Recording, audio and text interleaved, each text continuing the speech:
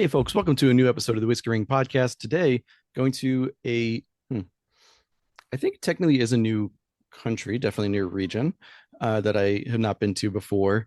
And we're visiting somewhere that if you're in the US, you probably only know about maybe because of salmon or salmon farming. That's kind of what they're known for. But today we're talking whiskey and aquavit and gin and vodka. So we've got a lot to chat about. And we are talking about Fair Isles Distillery in the Faroe Islands in the middle of the North Atlantic. So to talk about it, we've got one of the co-founders, Dánial Hoydal, on. So Dánial, welcome on.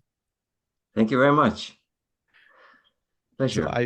I found out about Fair Isles kind of randomly. I think it was maybe after you had your interview with Mark over at WhiskeyCast, and I was like, oh, remote distillery making a whiskey that hasn't quite come out yet. Sounds interesting, and kind of went down a rabbit hole from there. So the one of the things that Mark said in both his title of the episode and in the interview was that you guys are one of the most remote distilleries in the world. Um, I checked again this morning using the same sources that you had. So, yep, you're still one of the most remote ones. Although I think St. Helena Island in South America or the South Atlantic might be challenging you from strictly like mileage perspective. Yeah, Uh, but still, but you're middle of the North Atlantic between Iceland, Scotland, Norway, very remote. Um, as you would expect, Vikings settled in the late first millennium, early second millennium BC, AD, Jesus, AD, whatever, Common Era. There we go. It's a morning, folks, so my brain is not working as well as it normally does, but it'll warm up as we go along. So anyway, very remote distillery. yeah, definitely. I mean, yeah, you're probably right that there is, other distilleries that are quite far away. But we started talking about that when we realized that. I mean, if you calculate how far we are from any mainland, we are pretty far away. And very often when I talk to people, you have to tell them to zoom in quite a lot on the Google Maps in order to really discover that there's anything out there in the middle of the ocean because we're very small. Yeah, it's a chain of what 18 major islands, a few hundred smaller ones, uh 50 Well, about yeah, 50 55,000. 55,000 and actually only 18 islands, and they're all very, very small. And I think 16 of them are inhabited. One of them only by one family. So it's everything is small.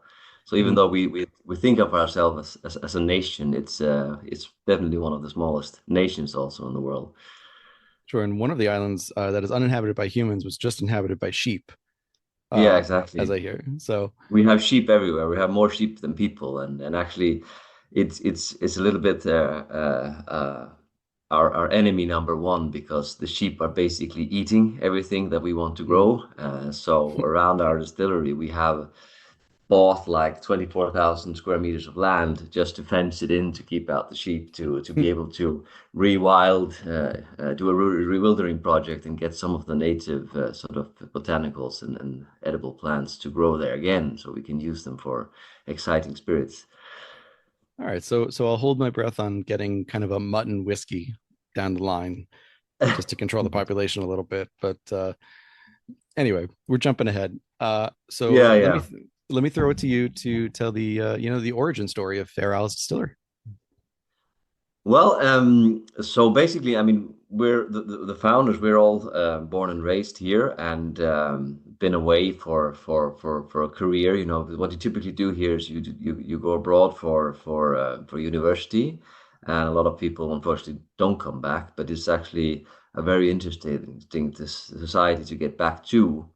And me and my friend at that time and now business partner, we had been whiskey enthusiasts from a very long time ago, and started the first sort of whiskey club or whiskey appreciation society here on the islands to sort of cultivate the whiskey interest here. That's 20 years ago, and already then we had a dream to create whiskey on the Faroe Islands. And you say, why that? Of course, we are very close to Scotland. It's one of our Shetland Islands are one of our closest sort of neighbors. So there is a lot of connection that way, and a lot of people here appreciate and are interested in whiskey. But whenever we visited distilleries down there, we were told that it was the optimal climate for whiskey maturation. And why is climate important? That's of course because a lot of the flavor happens during maturation on the cask. So whatever climate you are maturing them in, that it's important. And it was always, this salty, windy, wet, rainy climate that they were sort of saying. And we were thinking, okay, we have more of everything. It's I recently had a Scottish guy, a whiskey enthusiast, visiting us, and he was called it Scotland on steroids, the Faroe Islands. So it's a bit like that. So we thought, okay, if climate is important, we have something interesting up here. Because of course today you are making whiskey all over the world, but there's very difference, big difference between whiskey from Taiwan and a whiskey from the Faroe Islands. And the second aspect was that the factor that we have up here that is most significant for the Faroese cuisine or culinary tradition is something that we call chatler, which is actually an outhouse that is like slatted. It has, the wind goes straight through these outhouses, and they have been used for curing food. I mean, fish and lamb. You mentioned the mutton before, and that's been sort of the way to preserve and cure food for centuries, going probably all the way back to the Vikings. And it's only possible with the special climate that we have up here. So we call that process rast. It's actually a fermentation process also. So with the lamb and fish, it becomes fermented. And we thought, okay, we have something unique here that's actually very applicable to whiskey, because that's very much also about maturation. So why not try something different with the maturation side? Because if you look at what the distilleries are working with today, and also the majors, they're working on very much inside of the distillery with fermentation times, and what kind of stills they're using, and all kinds of technical stuff. But very little is done on the maturation side, because it's mainly decided by logistics and money. They put them in big warehouses in the central mainland in Scotland because it's cheaper. So we thought, okay, that's a way to be original, to take something very authentic, Faroese, and apply it to whiskey and see what happens. So that was a sort of basic idea from day one. And then, but the problem was back then that the Faroe Islands, even though it's very modern in many senses, it has a very high education level and healthcare and so on. You had a very conservative legislation when it comes to alcohol. So alcohol was actually prohibited until the 92, and producing spirits was illegal until 2016. So that was the reason why we couldn't really start this project, this old dream. And when that finally changed, my business partner, he sort of took the first step and moved back to the islands, and quit his job in Denmark at the time, and started to really work on this full time. And I sort of tagged along soon after that, and that's how everything started. You know, picking up again that old dream and making it happen. And so one of the things that I think you may have skipped over just for humility's sake is you and your friend started one of the first whiskey appreciation clubs in It was the Faroes. first on the islands, and I mean, I do think we made a difference, because now for 20 years that club has had regular tastings and events, and they have purchased barrels and made special editions for our members and so on. So that's been great fun, and today there is truly a whiskey environment on the island where people are appreciating whiskey in all over the island. So I think we made a difference there, and also you can say cultivated the soil for our later project with producing. And I like it. Double pun. I like it. Yeah. So I think one of the most surprising things about doing the research for this distillery, number one, you guys are on the relatively new side, so there's not a ton of interviews done or stories written, and that's also because you have your clear spirits out. The whiskey hasn't come out, and that's kind of where that's when a lot of the publicity comes out as the first whiskey release, etc. For better or for worse, I think that's just kind of how it is. Um, as you said, the ban on the production of alcohol stronger than 5.8% was in place until 2014, and then was finally lifted in 2016. I think the most surprising thing that I found was that you guys weren't the first distillery in the No, I Faroe. mean, thank you for pointing that out because we have a very old brewery on the Faroe Islands called Faer. They're dating all the way back to 1888.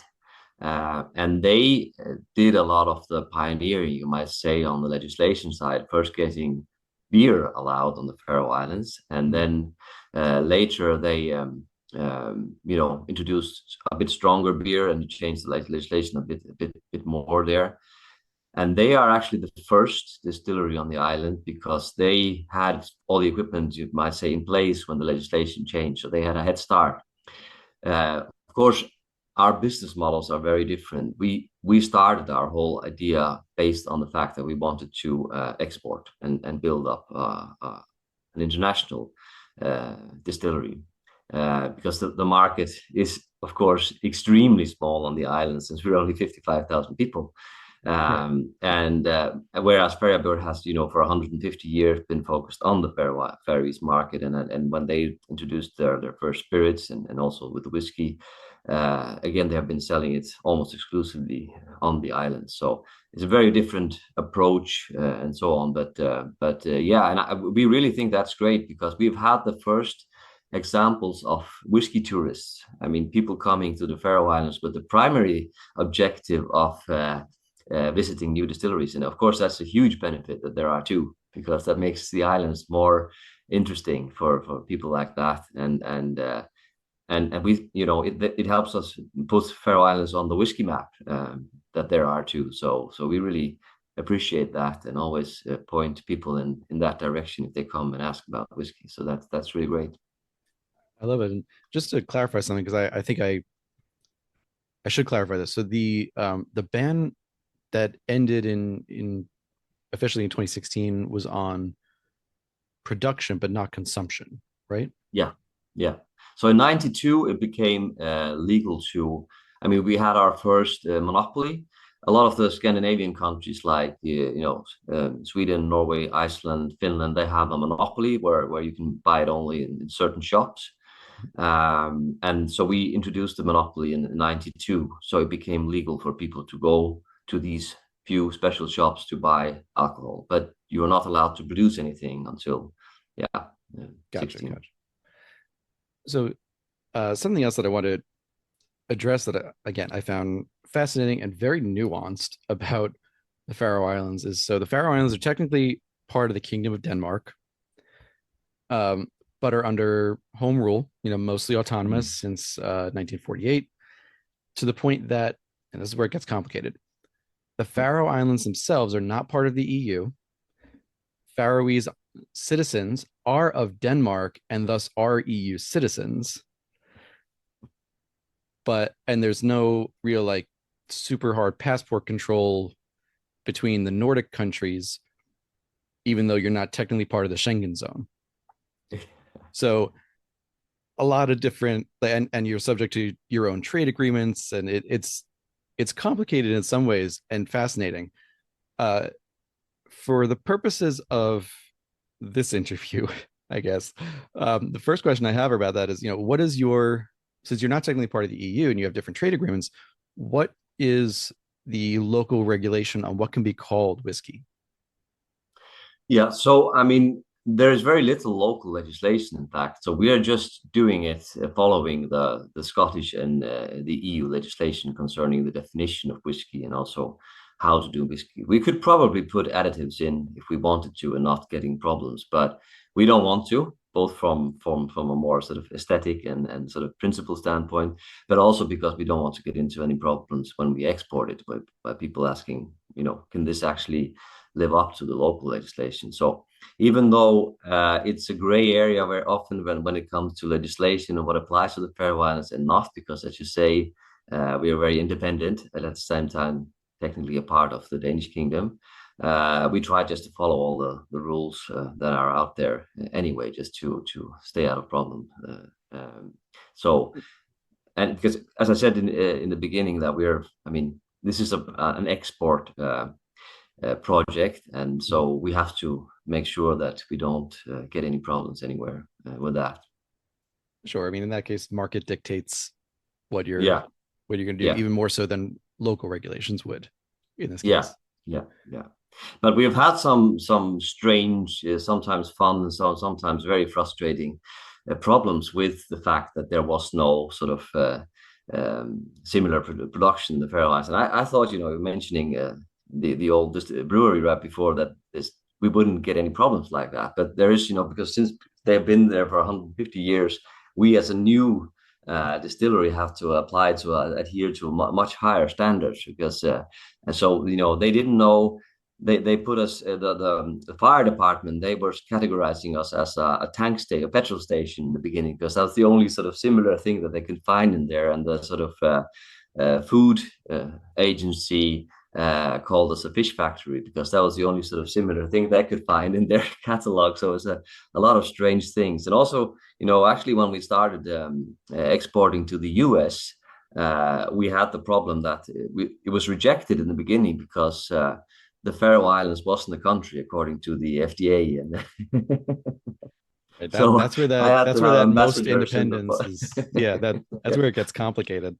Yeah, yeah, Uh, but I mean, I'm nerdy. I'm like anything like that kind of excites me because I'm like, ooh, how's this going to go? It's not so simple. So I know it's a pain in the ass for you guys because you have to navigate all of that to get to where you need to be in the mm. export market.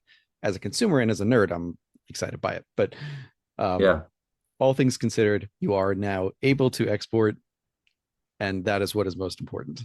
And you're set up to exactly. export once your whiskey is ready because you've already been exporting your Well, other products. Well, the strategy is a little bit to try to build up now the distribution network using our white spirits before the launch of the whiskey. So we plan to launch our whiskey in a year or so, and we don't want to. I mean, you only get one chance to make a first impression, right? So that inaugural release whiskey, everybody knows how important that is for a new whiskey distillery, and we want to avoid any problems there. So we would like to have like an established relationship to distributors in the core markets that we want to release that whiskey in.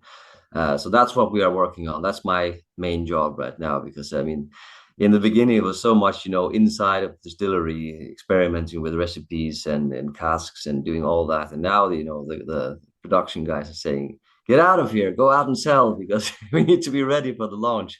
So my focus has very much moved from internal work to external work, but now trying to build up that network.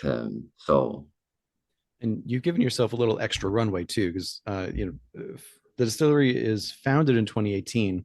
Took a couple of years to build up. Obviously, there are a couple of things in the meantime. You had COVID, you had the war in Ukraine starting, and a number of other things. But distillation started in February of 23 whiskey, yeah, yeah. for the whiskey. Yes. Yeah, So we launched our first products with a smaller. We have a separate still for the white spirits, so that was launched in 21. But yeah, as you say, yeah, Corona and all sorts of problems delayed the whiskey project quite a lot. So yeah, February yeah. 23. So if we're going by EU legislation, um, the earliest you guys could put out the whiskey and call it whiskey would be February of 26. But yeah, as you said, I've heard November of 26 is really the target of where you're looking Yeah. for. So that's giving a little runway to make sure you've got not only the distribution networks, as you mentioned, but Mhm. enough products, time to bottle, Yeah. time to label, time to do all the things you need Yeah, to yeah. do to, And, and you know, and also time to mature, because of course it's maturing really well. I mean, the most exciting and also nerve-wracking process of building up a distillery. We've invested so much, not only money and but also time and and blood and everything. So the most sort of nerve-wracking thing is how is it turning out, this whiskey, you know? Of Yeah, course, we did a lot of work on the recipe, and we have great quality stills, you know, and the whole setup is really good, and we have good barrels. So we have done all the necessary things to get it good, but you never know with whiskey. You know, it's a process you can't fully control. But we see that it's maturing really well, and we've started sending out samples to, you know, people in the industry to get feedback. And if you're interested, I'll gladly send something over to you. And the feedback is great, even by sort of notorious people like Dave Broom, who generously reviewed it on his blog and so on. And you know, that is really reassuring, because imagine that after all that work, it was turning out sort of that was always the, you know, waking up in the middle of the night seeing, you know, 10 years ahead that I would, it's an okay whiskey, you know.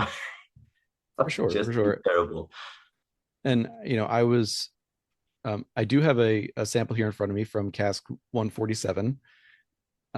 So this Oh, was great. I mean, oh, that's so great to hear, because my colleague, she's been ahead of me then, because I know that you were communicating, and I asked her to send over, but I didn't realize that it had arrived already. oh Fantastic. yeah, oh yeah.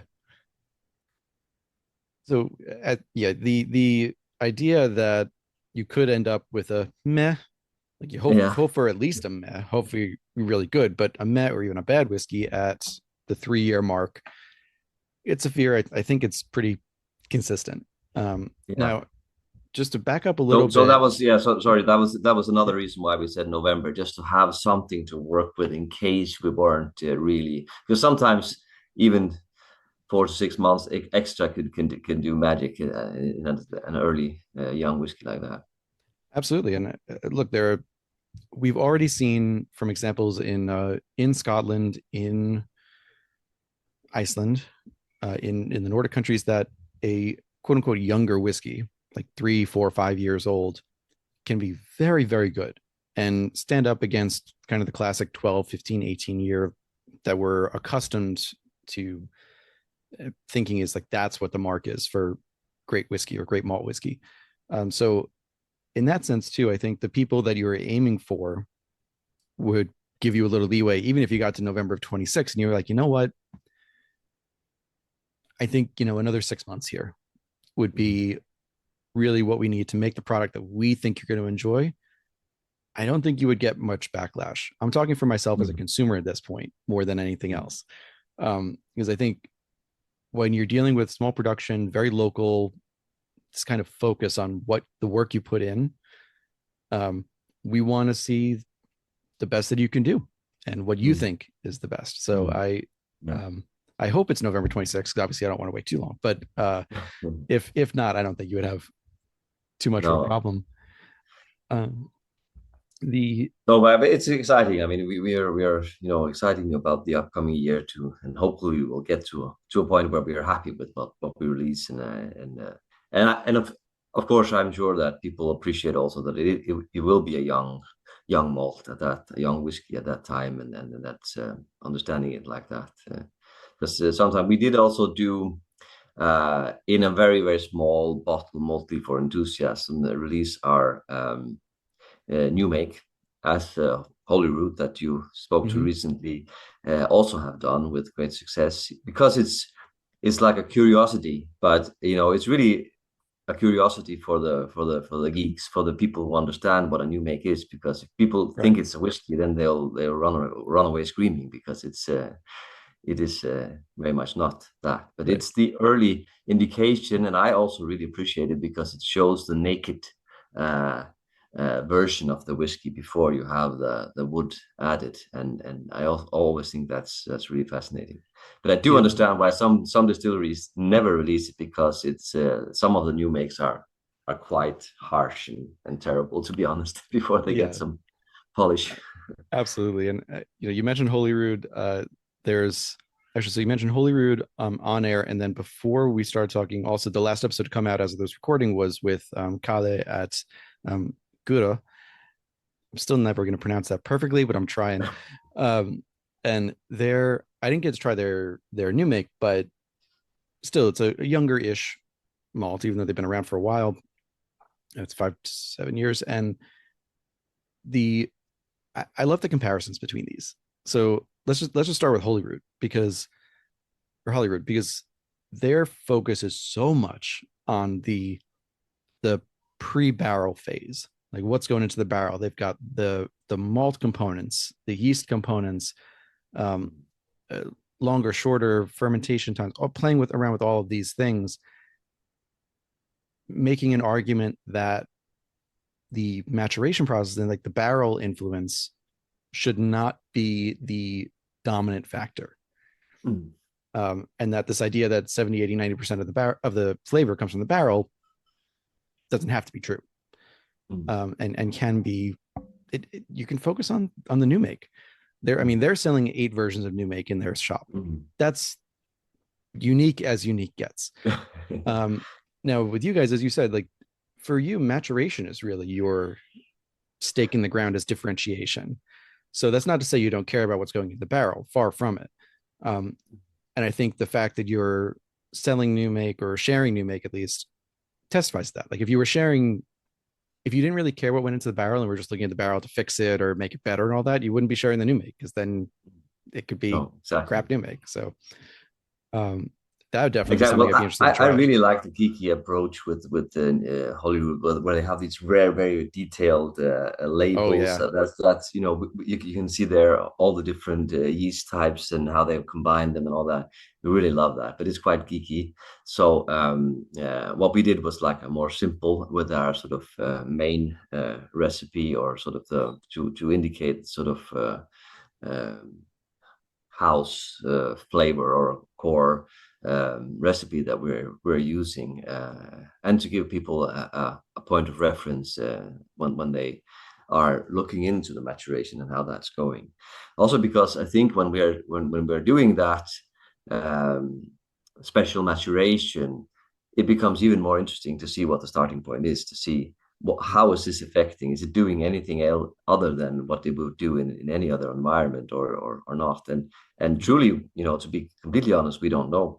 And Gordon Steele, who's been our sort of main advisor on the recipe side, you might know him from Harris Distillery. He's done many of the new recipes for.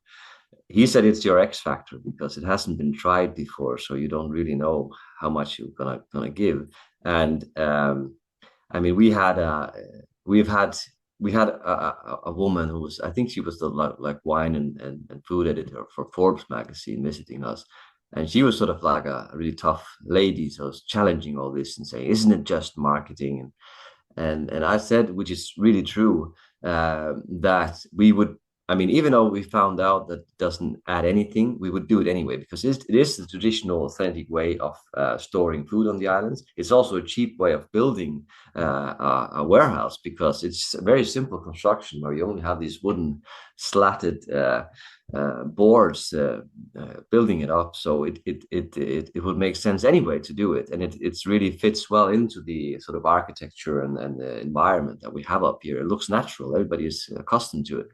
So I think even though we had established in advance that it would make absolutely no difference, we would have done it anyway. Fair enough. And we're going to come back to the maturation in a bit because I really want to talk about those structures because again, it's an X factor. It's totally unique. But you mentioned Gordon Steele, and as you said, Isle of Harris. That's where I was listening to the research for this episode, and I was like, okay, I know Gordon's name just generally, but I know I've interviewed somebody who worked with him, and of course it was Harris, and I just blanked on the name while I was doing the research. So in addition to Gordon and his work with the recipe, with figuring out your X factor and leveraging that, I'm curious to ask, given your own personal exposure to so many different whiskeys over the years, having started the whiskey club, run the whiskey club, also lived out of the country, so had perhaps more access to even more. What other kind of distilleries or guides did you take as inspiration as you were ideating alongside that Faroese Mm. X Factor? Well, when we were sitting in the beginning and sort of trying to identify the sort of type of whiskey we wanted to do.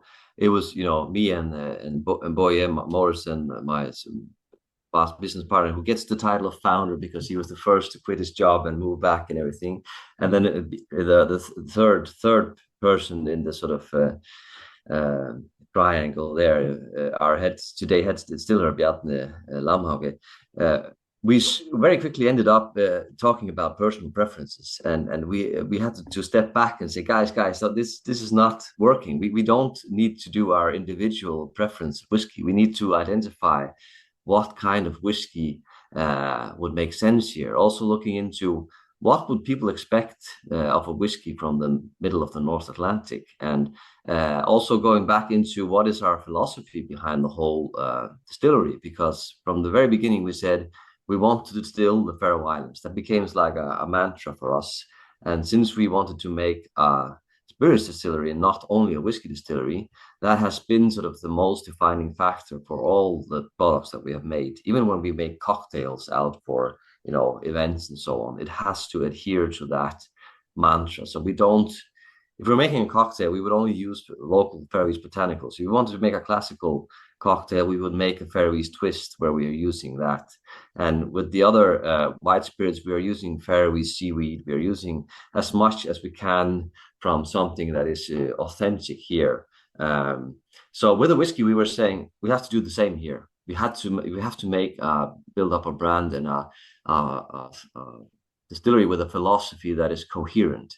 So we started to say, what flavors are the base flavors of the Faroe Islands that match well with whiskey? So we were talking about minerals, with the rock here. We were talking about grassy notes, because if you see pictures of the islands, because of the sheep, we have grass all over us. We were talking about the flavors of the ocean, because we're in the middle of everything. And on a windy day, you can even taste the salt on your cheeks. It's really, really everywhere, destroying the cars and everything. That very, very salty, windy. And we were saying so. And then we started working with Gordon, and he actually said, I don't want to. I'm an old guy by now, so I only work with people who have a clear philosophy.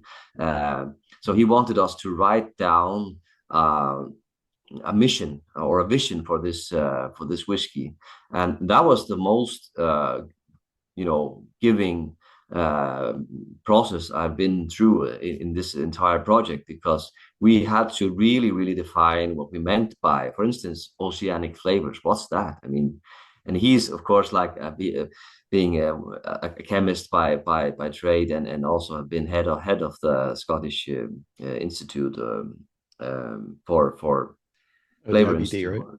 Yeah, exactly. Yeah. Yeah. So he is really, really into that, and knows everything about that, and he's really challenged us on those very, very general statements we were making, and forced us to go into detail, but saying, okay, it's these aspects of oceanic flavors that we are looking for. So when we started the process of making the recipe, we had a lot of ideas what we wanted there. And also, as he was saying, since the maturation is the X factor, you have to make sure that the new make, the recipe itself, will produce that product that you're looking for, that is, a distilled version of the Faroe Islands, a Faroese whiskey.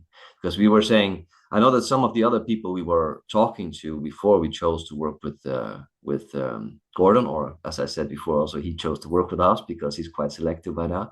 We could hear that they were probably going to push us in a direction of making a safe Scottish-like whiskey.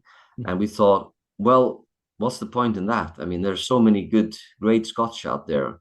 If we were just making a copy of that would make us insignificant and not an interesting project. So we have to do something that is authentic Faroese, and also that is different in a way, not sort of desperately trying to be different, but there's no point in making yet another Scottish whiskey. Absolutely. And I do want to note that surprisingly, well, surprising to me. I keep saying surprising because I know very little about the islands and about the trade route and all of that goes into it. But I heard that importing malt is actually, it's pretty easy to get malts, barley and malt to the islands. you do grow barley on the island. That's mostly Mm, grassland for the sheep, but you mm, can grow barley there. mm. It's a pretty um, temperate Yeah, climate. Yeah. I mean, we both have. I mean, there is an old type of barley that's been preserved by the National Museum up here. It goes all the way back to the Viking Age, so it's being cultivated, regularly in a protected area to keep the strain. And definitely in the future, we're going to experiment with that. We work already with a farmer. He's taking off all our draft, I mean, to use for his cattle. So there is already a cooperation, and he's offered us that he can grow this barley if he wants to use it. But we see it more like a project for the future to make a special edition with Faroese barley, and we have also investigated if we could have a small maltery or something up here, so we can do that. But from a sort of sustainable commercial aspects, it's so much easier to get high quality barley or malt from Scotland as it is now, because of course the Scottish people have been cultivating this for centuries with the single purpose of making fantastic whiskey and having great yields and so on. So that is the obvious place to start. Another factor that we have a lot of peat up here also, and the peat composition is quite different from what you will get in the Scottish Highlands, for instance. It's more similar to what you will get on the islands of Scotland. And that's definitely something that we also want to experiment in the future, making a peated version that has Faroese peat in it. But again, from a sort of commercial and also sustainable point of view, it doesn't really make sense to use it as our main production for our main production at this point. This came up in what'll be the episode prior to yours as it comes out, which was with Waiheke Distillery in New Zealand, where uh, Mark, who is one of the co-founders with his wife Ro, he was saying like even in New Zealand, they're trying to use New Zealand barley for their product, which is more expensive and all that. It's I think he said it was half as expensive to bring in barley from Scotland to New Zealand than it was to use the local stuff, because it's just between scale and local costs. Mm, The difference is so stark. And yeah. I like the sense, you're very open. You're using imported Scottish barley right now, and because you're focusing more on the maturation side as your X factor. But I'd love that you're going to use We Faroese. definitely are. We can't wait Yeah. with that. But again, it was also upon advice from Gordon. He was saying, "You're pulling so many levers here, and you have to play safe with something." That's also Mhm. the reason why. And maybe we're getting back to that. The reason why we have used primarily bourbon casks for our maturation is the safe bet for having building the backbone of a whiskey. Well, again, you're pulling so many levers: new destination, new recipe, new everything, new equipment. uh, you have to do something that's safe. And if we were experimenting with Faroese barley and making our own malt and everything, too many things can go wrong. So yeah, we're completely open about that. We really appreciate the quality of the consistency of what the malt we're getting right now. But definitely down the road, we are going to do some special editions. I know from Iceland, where they have experimented a little bit with that. The barley type is very similar to what we have on the Faroe Islands. Probably the same Vikings that brought them. Probably. The yield is like 50% of what you're getting in Scotland, so that's also a factor. Yeah, which from what I've seen from the yields, 50% is not that bad of a comparison. Some are like 10 or 20%. At that point, it's just like, all right, I get it. Don't use it. Yeah. But to your point, though, I respect the fact that Gordon has this advice and you followed it to play safe in one area just so you could have a consistency. Some people like Rob at Holyrood are like, we're not having a core range. We're not doing it. So for them, playing around every single time is fine, Yeah. because that's the ethos. But if you want something consistent where you can have one constant and then use the other variables, Mhm. then yeah, that makes sense. I mean, we want to also, because you were asking about in Denmark, they have just made a manifesto that defines sort of what Danish whiskey is. And as you're saying, the Faroe Islands is not within any category. Is there even a thing called a Nordic whiskey? That was also discussed at a forum recently where we participated.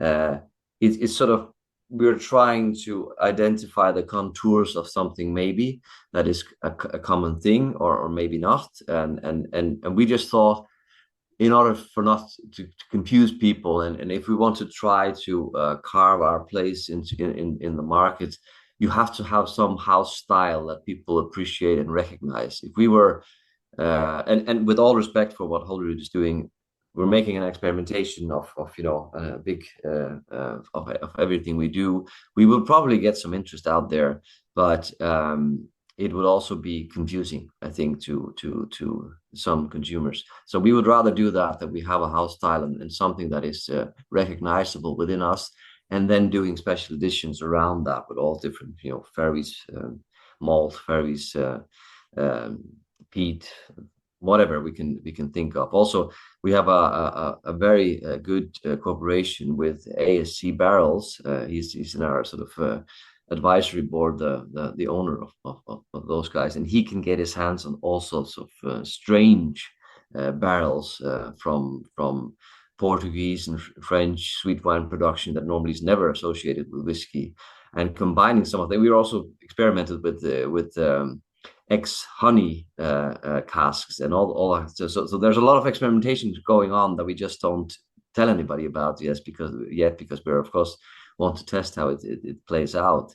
So it's not that we don't experiment. It's just that I think we also want an ambition is really to find a house style that people will appreciate and recognize, so that they know what we stand for.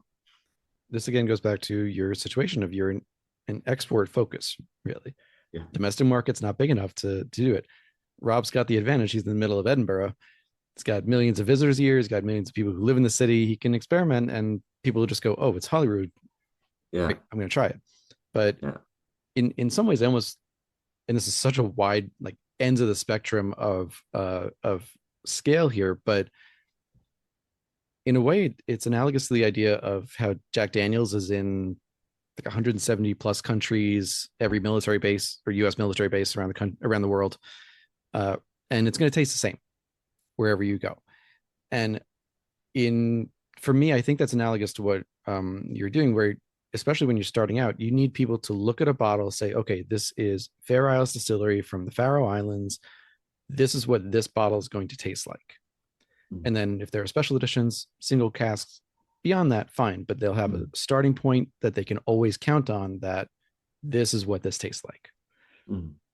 So Yeah, it's like, if you have like if you love Kalila and always are exciting about what they're now releasing, because there's something there that really triggers something in you.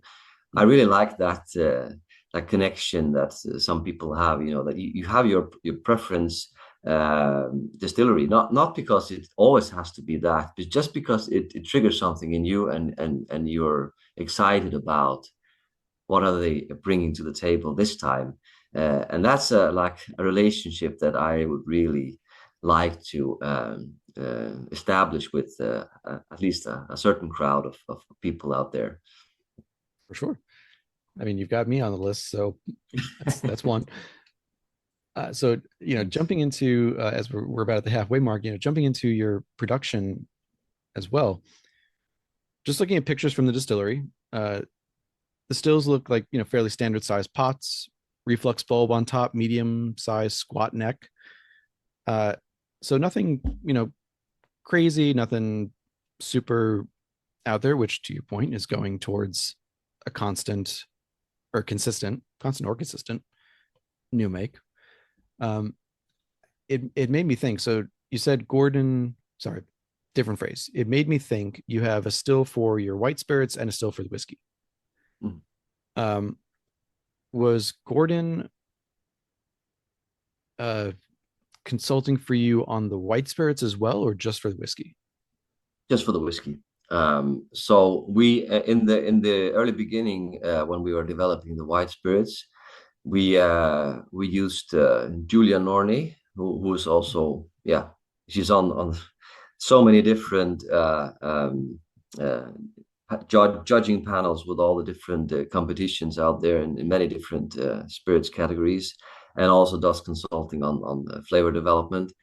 And she visited us back, yeah, many years ago, and doing, writing an article about Nordic spirits, and we were really intrigued with her philosophy and ideas and so on. So we had her help us make the first gin and aquavit recipes, and she's also been, helping out since with tasting stuff and giving us feedback on stuff. So it was, yeah, we used her in the beginning, and then, yeah, Gordon for the whiskey. And as you say, we have a separate still, which is a German Müller still that we use for the white spirits, and also then the big stills, which are from Speyside Copper Works, that have been, like all whiskey stills, they are made to order. It's not something that you buy off the shelf. So we also had to define a lot about the type of whiskey we wanted to do that. So again, there we built a lot on the Scottish knowledge and heritage, because we also used Scottish design engineers in designing the distillery, and also the sort of defining what kind of stills we needed to get that whiskey type that we wanted. And with the stills that you have now, I think this is more specifically for the whiskey side, but you've got I heard plans to produce about 80,000 LPA. But you've got capacity, so that equals about 600 barrels a year, give or take. Yeah.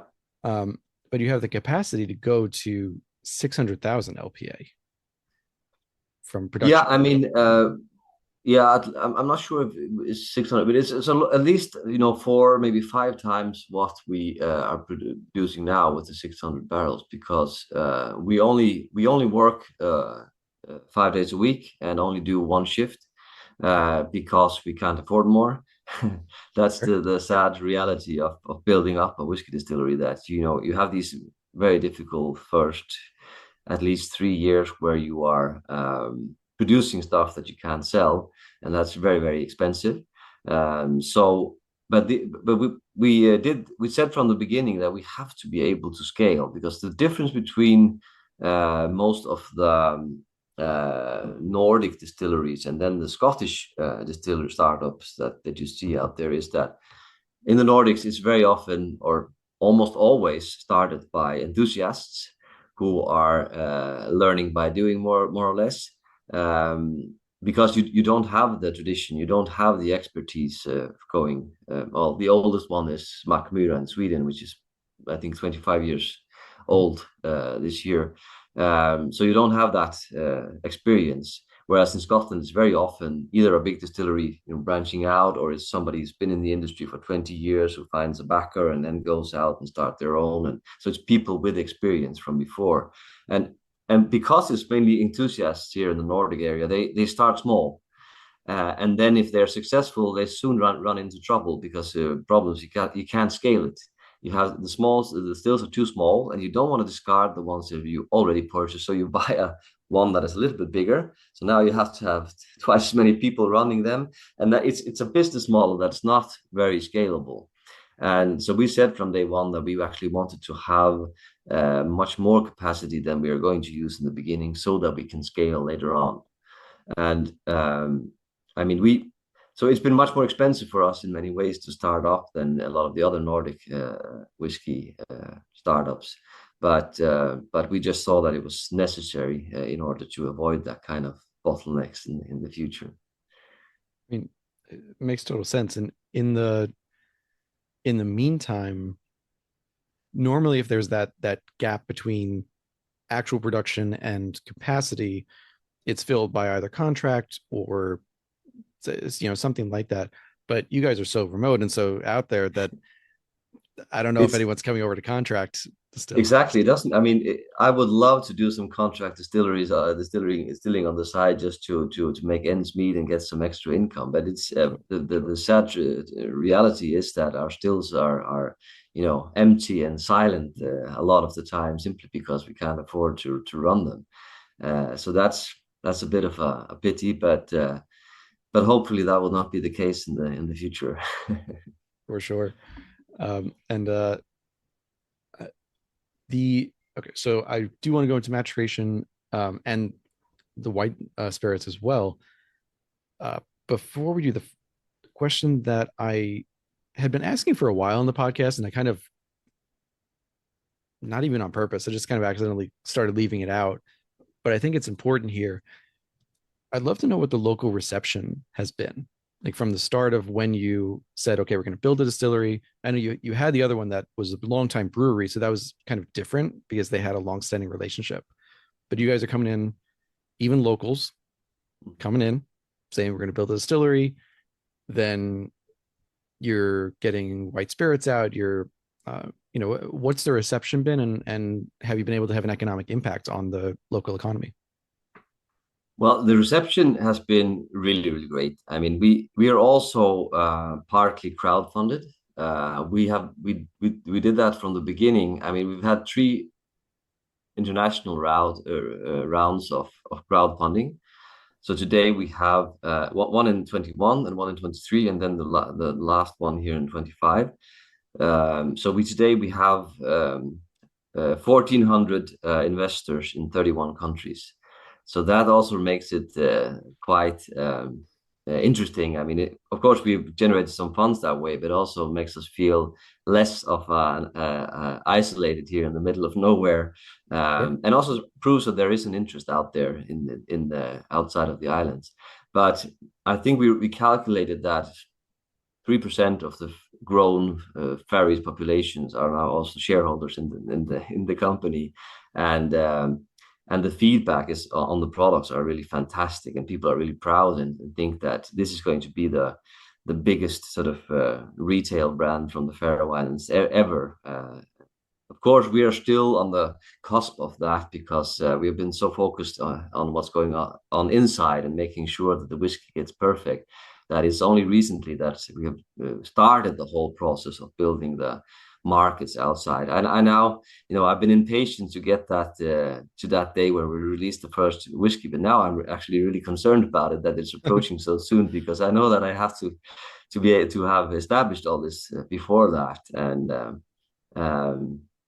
but people are really appreciating it and giving us fantastic feedback. And I think it's too early to say that it's had an impact on the economy, as you mentioned at the beginning. I think it was while we were recording and not the pre-interview talk that the Faroe Islands economy is very dependent on the salmon, farm salmon. That's our main export. So it's going to be a while before we can compete with the volumes and income that comes from that. But I mean, it's been a focus on the islands for many years, like a top issue that we have to diversify the economy here. I mean, because if you have a mono economy that's fisheries and farm salmon, if something happens to that industry for some reason, we really have a problem. So they are looking at, tourism has grown, but also if you can diversify with other areas here, that's really what everybody's looking for. And so I think everybody sees this as a positive thing. And also the whole philosophy about, distilling the Faroe Islands, that we are making something that is really a condensate of the Faroe Islands. That makes people proud. I mean, we could do. I mean, somebody's asking me, why aren't you making a rum? Well, why should we make a rum or a tequila? It doesn't fit in with the whole philosophy of being authentic and having something local. I mean, show me the angle. If you can find some old pirate that wound up in the Faroe Islands or something that can say where we can consistently say that it is authentic, then maybe. But that philosophy where actually authenticity is one of our sort of um, um, what do you call it, value words that we use in the company, because there's also so much bullshit in this industry. As you know very well, Mhm. all this, fluffy stuff, marketing stuff about the water and this and that, and it's the water. I'm thinking you have distilled it and you have flavored it and you have done all this thing. How come the water is still so significant? It doesn't make sense. And also you have with the vodka. So I saw one distillery claiming that it was distilled 31 times, and that's it doesn't make any sense at all. So you get all this, bullshit. And we were saying we have to be authentic about what we do. We always have to be able to look people in the eye and without flinching, saying that this is something that is real and not fake.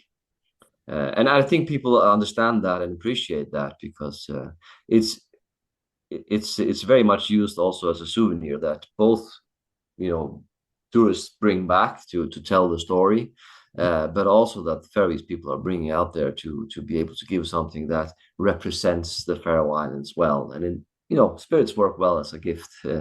So Always, of course, always. more than a fam shaman. Yes. Well, I mean, I will say I come from a Jewish family, so we do like our salmon, but Yeah.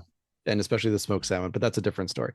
Uh, so with the I want to touch on your white spirits now here, because right now those are the ones that are available to Right. consumers. And so, as you say, distilling the Faroe Islands and concentrating them into a spirit, that's what we can go off of right now. I do have this Mm. barrel sample of the whiskey, or to be whiskey. So that's a little different, but for the everyday consumer. So let's start with the vodka, which is subsea vodka made with a freshwater source found below the seabed. Yeah. And that's a special story. I mean, what in the very beginning when we were sort of developing new products, we immediately realized that we're never going to make a vodka, because if we have to be true to the mantra that we have, distilling the Faroe Islands and making authentic products, how could we ever make a vodka? Because that's the simplest of all products, where you basically don't add anything. So that was sort of discarded from day one, and we started making an aquavit, which is the most traditional drink here on the island, something that's very authentic to the Nordic region also, and using a local botanical, the Angelica, which is really abundant and has a lot of history, because it used to be the only sort of source of some vitamin C in the old days, and people have it in their gardens all the way. So a lot of authenticity there. And but then we got a call from we have some subsea tunnels up here connecting the islands, so that's also a fascinating thing if you ever were to visit here.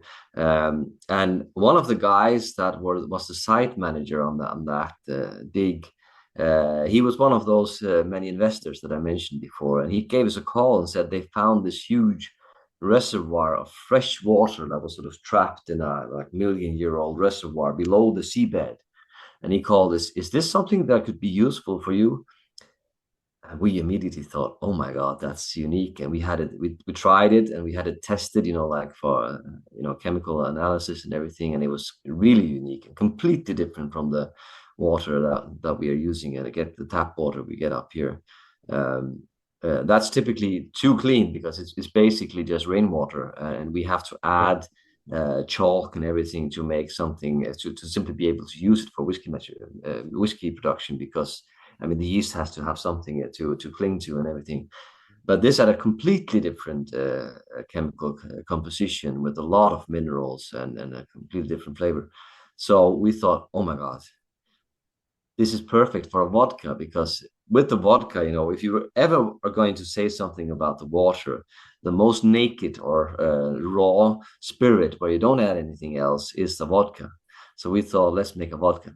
And that could truly be said to be the Faroe taste of the Faroe Islands, because it's been filtered for thousands and thousands of years through the rocks and getting down to this reservoir.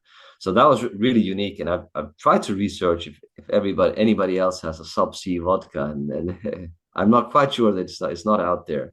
So again, being able to make unique products where, because I think that's really important also for our brand, that you do something that's different, because there's so much out there. There's so many spirits, and there's so many great spirits also, Mhm. and you don't want to just make something that is, because everybody's using local botanicals, and then you can make a gin that's using something from your garden, and that's fine, but it's difficult to be original because there's so much stuff out there. So again, we got something unique here, and we sent it in for a competition, and it got great reviews and everything. So we had both the story and the quality, and today that's really something that I think is also opening doors, because when you say sub-sea vodka, people sort of stop, and you can see that they're thinking, how does that work? And Right, right. wants to know more, and that's the first step, of course. Yeah. But also we have, I mean, one of our most recent products is an ocean truffle aquavit. And when I was visited the BCB in New York here Mhm. recently in June, where we met, that's actually what caught most attention. I think that's the word got around, and people got to us. Dan, I heard about this ocean truffle aquavit. What's that about? And I have to taste it, and Mhm. because it just sounds interesting and different, and it's also tastes well. It certainly was. So yes, at BCB, I got to try the Subsea vodka, two aquavits, and the dry gin. So with the with the aquavits, so you've got two aquavits. I know I asked this of you in person, and I want to ask it of you again, just while we're on air, which was being officially part of the Kingdom of Denmark, but also being Nordic, and it's very much its own culture. Generally, we think of aquavits as being either kind of Danish style, Finnish style, whether you're on the caraway side or the um, Dill side, yeah, dill side. typically. Thank you. So, Yeah, um, where do you fall in terms of what you feel like yeah. is authentic to Faroese culture? Of course, we get a lot of visitors from the other Nordic countries, and I always sort of provoke them a little bit by saying that Faroe Islands by far has the strongest aquavit tradition, because they tend to think that, oh no, it's very Danish and it's very Norwegian or very Swedish, but here even the young people drink it. You have it for every wedding, every Christmas party, national holidays. It's really a strong tradition here, and it's even used as a welcoming drink. It's an old tradition that going probably back to the Vikings, where you have a welcoming drink to your guests when it's coming in, and you have a person standing there offering this, and you have to drink it as a community drink from the same glass. Uh, that changed for a few during Corona, but we're back at that again now. So it's a strong tradition around aquavit. So it had to be the first thing that we ever made, uh, and and I think it's also become a strong part of our identity now that we're also an aquavit distillery. Again, everybody's waiting for the whiskey, but I mean, we mentioned Harris before. They did, they had their gin became so successful that once their whiskey was finally ready, they sort of really had to shout out that, "Hey guys, we're actually a whiskey distillery." And if you hadn't noticed, Yeah. because everybody just knew that fantastic gin with that beautiful bottle, and forgot Sa- about everything else. Same goes for Kyoto. I mean, they were on the Yeah, brink of bankruptcy, Kale was yeah, saying, until IWSC picked up their gin for the gin and tonic competition, and suddenly yeah, that's hundreds thousands of cases later, that's yeah, that's what's driving them and allowing them to make whiskey yeah, longer. exactly. So Yeah, I remember Kalle told me that I mean they became known in Finland as the best gin in the world, and then it just took they off, sold out. and that's fantastic.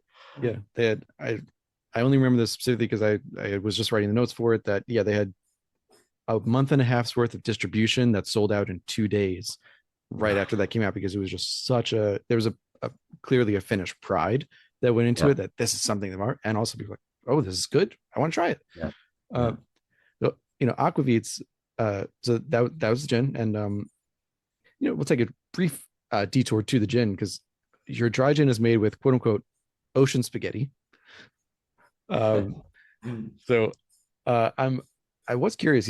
You said in one interview that you went through 40 varieties first to try to figure out like what was the one you wanted to try. Were these all native varieties or semi-native Yeah. varieties? They Ah, were all native. I mean, when we sort of made that philosophy that we wanted to distill the Faroe Islands, we were looking at the sort of meager selection of botanicals that we could use because of yeah, both the fact that we're in the middle of nowhere in the North Atlantic, and then the sheep. So the availability is limited, and most of it is either bitter or sour. mhm, Then we realized that of course, we're not the first distillery ever to use seaweed, but the what we have in abundance up here is seaweed, and we have some of the most fertile oceans. So seaweed grows really fast and becomes really flavorful. And we mhm, have two seaweed farms up here. I think that's going to be a big thing in the future, also when we're talking about diversifying the Faroese economy and export. And we have a great relation to one of those or to both of them, but we work together with one of them. So we started really methodically experimenting with seaweed and have tried distilling, macerating, doing everything, even fermenting seaweed and drying seaweed and everything to try to use it in different ways. And it sort of became, I think, a brand identity also that I mean, because what can better than seaweed sort of uh, get out and represent that oceanic flavor that we want to become to have one of the trademarks of our distillery. So yeah, we've tried a lot of different ones, and to be honest, not all of them are suitable for some of the seaweeds are really horrible in flavor. But luckily, there are also some of them that are really fresh and nutty and have a lot of interesting flavor components that we like to work with. And the funny thing about the names is that the ocean spaghetti, which doesn't sound very flavorful in English, has a much more sort of lyrical name in the Faroe Islands called Reipatere. And then the other way around is when it comes to the ocean truffle, which sounds very flavorful in English. And the Faroese name for it is like what we call the scruffy beard or something like that, because the Faroese name comes from how it looks and not how it tastes. So uh, yeah, that's just fascinating from a more cultural point of view. for sure. And again, going into the research on this, I went deep into like where the language came from versus, the old West, the Northwest, Viking Yeah, the Norse structures, language. Norse languages and versus the East, and differentiations that I had never considered, and how you get to Faroe as an island name. So there's a lot to dive into there. Clearly not the topic of this podcast, nor do we have time for it. But if you want to take a deep dive, I found it really interesting. Uh, Exactly. A quick mention there is that we actually have our own language, and people don't realize that. And how yes, can that even be possible with a population of 55,000? But that's something that we are really proud of, and we do a lot of work to preserve. And it's difficult with all the influence from. It used to be Danish, now it's English. That's influencing the and kids and everything. But it's this yeah. was a language without a written tradition for long, and was repressed for 3 centuries as well. And you guys kept it going, which is impressive as hell because we know plenty of languages that died out Yeah. during repression from other cultures. Yeah. So, True. um, I do want to touch on this ocean truffle aquavit because I got to try this as well. Very different, so different. It's I'll say in a good way, it's almost a little bit misleading because the truffle we're trained to think of truffle as this earthy, like the black truffle or the white truffle that you get from Italy and southern France and all this. And this, going back to the question of is it more dill forward or more caraway forward, this could be the third category Yeah. of just this product. And to your point, you say on the website that this is the only aquavit in the world and one of only 2 spirits in the world using ocean truffle as a botanical. So not even as the main component, just as a botanical in the mix. And I want to have this on my shelf because I enjoyed it, but also to have people try and be like, you know, I know you don't really like gins or like because it's too junipery or whatever. Maybe you don't like aquavit because it's too sharp or something. Try this because Yeah. this is a little different. Um, no, Well, I really enjoyed this. I'm glad to say that because I really think that aquavit has a huge potential. In many countries, people don't know any aquavits, and it has great potential both as a digestive, as something that you drink as is for with food like we do here, Mhm. but also as a cocktail ingredient. I mean, I know that bartenders are constantly looking for new stuff to put in their cocktails, and aquavit is definitely has a big potential there. And I also think that's what we are experiencing. A lot of the people that were visiting our stand at the BCB were bartenders, and they were asking, Mhm. "Where can I buy this?" And unfortunately, at that time, we had to say nowhere because we're trying to get distribution in the US. But I think that's I think that it's also really compatible with whiskey because I mean the German distributors we were talking with at the moment, they're saying we really want the whiskey and the aquavit you have there. There's a strong tradition for aquavit also in the north of Germany. Mhm. This is the best aquavit we've ever tried, and so whereas the vodka for them was sort of well, good story, but I mean, it's the whiskey and the aquavit that we're most interested in. Of course, that will be different from depending on the distributor, Mhm. but it's funny that they saw it as very compatible to the whiskey and also to the people who appreciate whiskey, uh, because it's a bit of the same sort of what can you say uh, way of appreciation and type of people that appreciate that whiskey. So so that was an interesting angle on it that I made sense to me. I love it. And I'm only cutting this part short because of being conscious of our time, but I encourage people to try it if it's available. Wait for it to be available. If it's not, it's definitely something different, and I hope to grab a bottle as soon as possible. Um, so I'll Yeah, we have to make that happen because yeah, yeah. we have a full container in the States. All right. So You tell me it's probably in New Jersey if I have to guess, because yeah, uh, I think so too. So, yeah.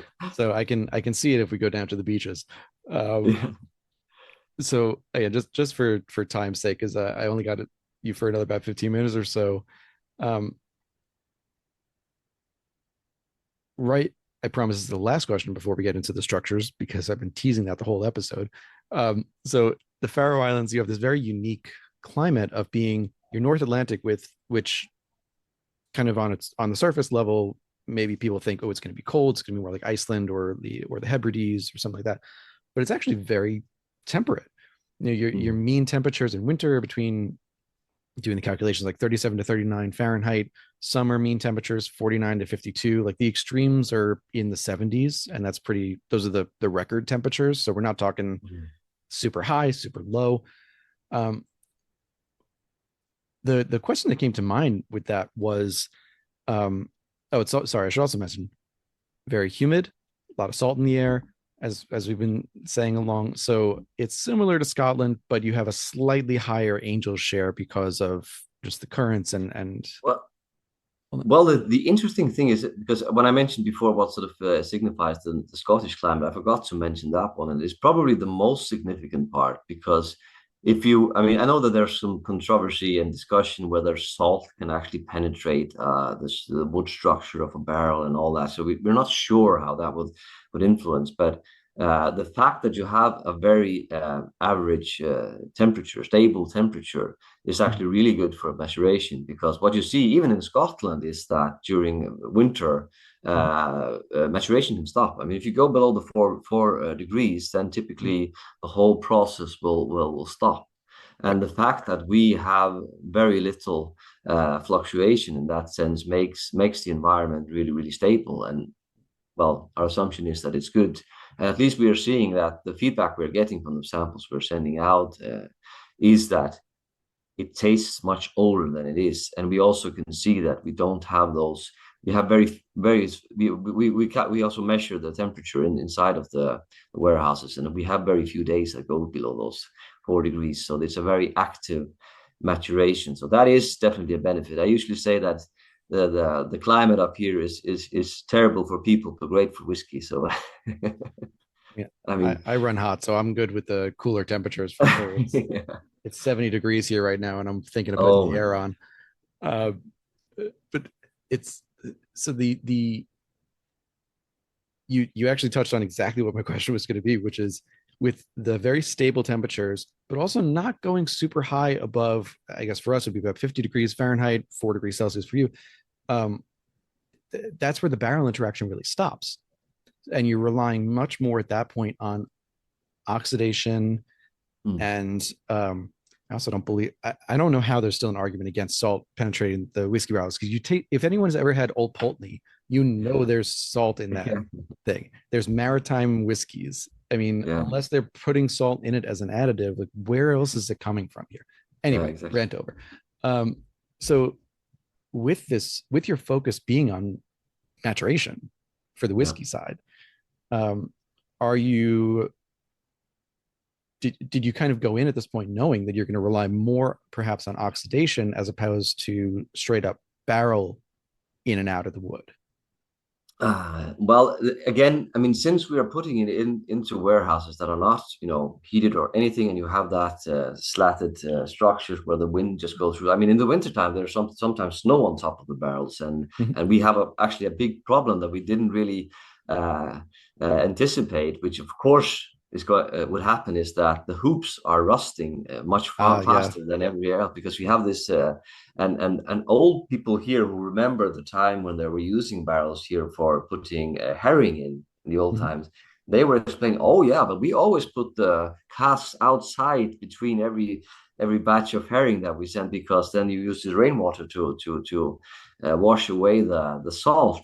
And we Mhm. were sort of, oh my God, what will we do? I mean, we need to spray water on top of them. And actually the new barrels we are getting are rehooped. So we're putting a stainless, yeah, what do you call it? Or yeah, Oh, the stainless steel hoops hoops that are on. not rusting. Just Oh, to the rust proof. Yeah. yeah, Yeah. rust proof. Yeah, exactly. Yeah, Yeah. just to avoid that. So that was one of the challenges. But I'm also convinced that it will affect in one way or other. But calculating that, your question was about how much of it will be from oxidation, how much will be from wood. We It's very difficult to control for us now because we are sort of actually relying on the elements to create some of the magic, and we just need to, as we do, monitor really closely how it is maturing, and also with the different cast types that we are doing, and Mhm. then seeing how it pans out. We haven't There- really, to be completely honest, done a huge calculation in advance on how it will affect those two factors that you mentioned there, because I mean, what would we be plan B if one was bigger than the other? It would be Sure. I mean, yeah, at that point, plan B would be you'd have to revamp your entire maturation structure to have climate controlled warehouses. yeah, It's the only way you could get around it, and that takes away your exactly. authenticity. So there really isn't a plan B on that. Yeah, yeah, Um, exactly. but for me, it's something to just keep track of because I'm nerdy and I'm fascinated by that. Exactly. Um, so we've teased it the whole episode, and you have described it a little bit, but let's talk about those structures, the slatted structures. There's beautiful pictures on the website. Um, the slatted wood structures, turf roof, with at least the smaller ones. I don't know about the larger ones, but at least the smaller ones. And Uh, these are very traditional. So tell us about them. Well, as I said, it's we have actually scaled up the type of house. If you go to the Faroe Islands, especially in the villages, you will see next to almost every house a small outhouse, which is like 2 by 4 meters or something. And people always ask tourists, "What are those for?" And then if you pass them, you can see through them because they're slatted. And the whole purpose is to invite in the gust so that the very salty wind will dry out the food and preserve it, and creating also an environment for fermentation. So you get a special flavor that we call rast, which is it's people say it's an acquired taste if you're from abroad, especially with the fish, but we Mm. love it. And it's definitely the most unique part of our kitchen or our cuisine up here. And people are asking, oh, so you're trying to make a rust whiskey, which would be a very fermented whiskey. Of course, that doesn't happen when it comes to spirit in the same way, but it's the same philosophy where we are trying to say this is the original traditional way of uh, curing food. So it's completely natural for us to try to apply it to whiskey, but it is an experiment. I mean, we don't really know how much it will give or which direction it will pull the whiskey in. But we just thought it's something we're really curious about. It's the obvious choice to do up here, and of course, also, I mean, something that can differentiate us, so that people get curious about what we're doing up here. I think a Rost whiskey, and this is understandably with no disrespect to culture meant at all. I think that might be a hard sell outside of our Yeah, region. yeah. I mean, Um, our good friends in Iceland at Floki who have been trying to do that, with the sheep dung, yep, we and we I had them on thought, stock oh, about it. Yeah. yeah, yeah, okay, yeah. But I know that I mean, no offense, I understand where they're doing it, and all the tourists are picking it up, and it's like a bucket list type of whiskey that you want to Mhm. try at least once in your life. But to be honest, no disrespect, they're doing some other good stuff. I don't like it. It's not good. But you create curiosity and you create something that people have to try, and that I completely understand that, and it's good fun. Yeah, I mean, I it was definitely an acquired taste. For me, I got like I went into it super skeptical, as I think everyone does, like bucket list or like a what's the word? A novelty kind of Yeah, whiskey in a way. And they are producing great other whiskeys. I just got it was like super barnyardy and yeah, a little funky. Might not be my go-to, but I wasn't like, oh, this is like it tastes like I'm, eating sheep dung. It was, but no, I no, totally no, understand. no. You know, I do have to ask in terms of uh approachability when you talk about rust fish from the Yeah. Faroe Islands, is this like more or less than what we would think of as like lutefisk or fermented shark from Iceland? Like, are we talking more acquired taste or more approachable? No, it's more approachable than that. I mean, the Swedish surströmming or the Norwegian lutefisk. That's really. I mean, that I'm sure it can kill people. It's really really, and also the Icelandic shark. So it's much more approachable. But it's just a very sort of fermented taste that I wouldn't combine with a whiskey. I think it would be perfect to match with a whiskey. I mean, drinking the whiskey together with that, which we often do, Sure. but not getting that flavor into the whiskey. I think that would scare off too many people. But Yeah. I don't know. Maybe in the future we will make a special edition with If some anything, sort I of feel like combination. that's something more to play around with either the vodka or a gin, where you've already got Yeah, strong flavors going on. Not so much with the vodka, I yeah, guess, but more with the gin or the aquavit, where you've got the strong yeah. flavors, local Yeah. flavors. We Look, why not? we do have a cocktail. One of our bar manager. He's because we also have a bar up here in the distillery. He has made a cocktail which is actually a condensate of the rust mutton. Mm. Put it in a cocktail. It's an acquired taste, but it's definitely interesting. Uh, Look, if people are ordering it as again as a novelty, as a all right, I got to just try this, they're still ordering it. So Yeah, why not? And it yeah, puts their name in your mind, in their mind, etched forever. Hopefully it's for the better, but it's definitely etched in there. Just like the Einwerk with the sheep tongue whiskey. Like, if you think yeah. of the weirdest whiskeys you've ever tried, that's It's probably gonna going be to there. be Yeah, in the list.